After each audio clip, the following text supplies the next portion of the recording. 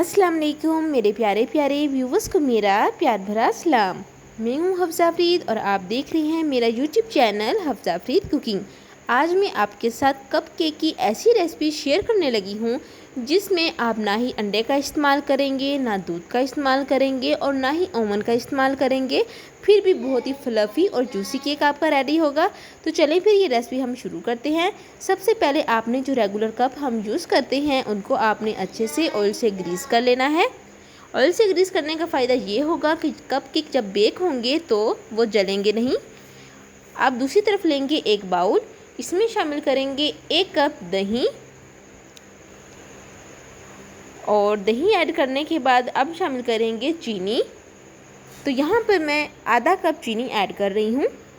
चीनी को आपने पहले अच्छे से ग्राइंड कर लेना है और फाइन पाउडर बना लेना है और फिर आपने ऐड करना है। इससे फ़ायदा ये होगा कि क्रिस्टल नहीं बनेंगे और चीनी अच्छे से मिक्स हो जाएगी।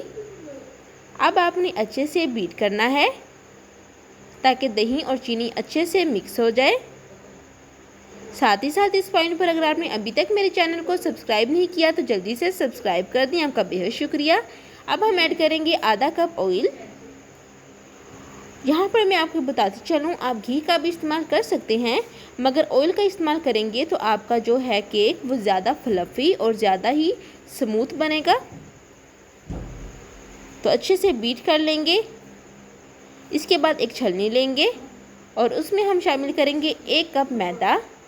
मैदा को शामिल करने से पहले अलग से आप छान लीजिएगा ताकि डस्ट पार्टिकल वगैरह निकल जाएं।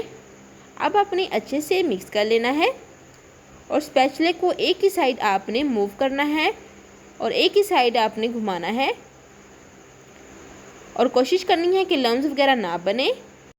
अब शामिल करेंगे 1 चम्मच बेकिंग पाउडर और अच्छे से फिर मिक्स कर लेंगे।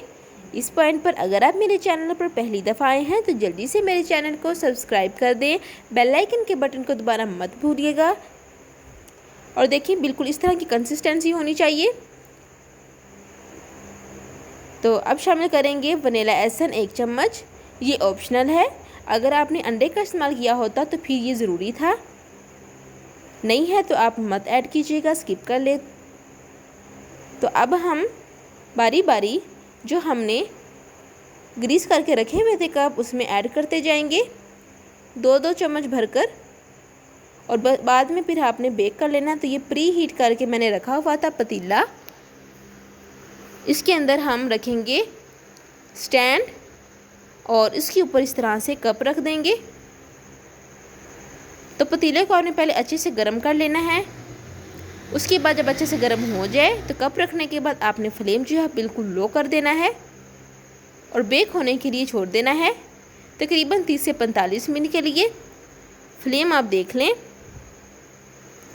यही फ्लेम होनी चाहिए। तो देखिए 30 से 45 मिनट हो चुके हैं और हमारे जो केक हैं वो अच्छे से बेक हो चुके हैं। चेक करने का तरीका, बिल्कुल सेंटर में नूडल डालेंगे, अगर वो खुश्क निकली तो समझ जाएं कि हमारे जो कप केक हैं वो तैयार हो गए हैं। अब डिश आउट कर लेते हैं। तो देखिए माशाल्लाह सुभान अल्लाह, हमारी आज की जो रेसिपी है वो तैयार हो चुकी है। उम्मीद करती हूँ कि आपको मेरी आज की रेसिपी बहुत ही पसंद आई होगी।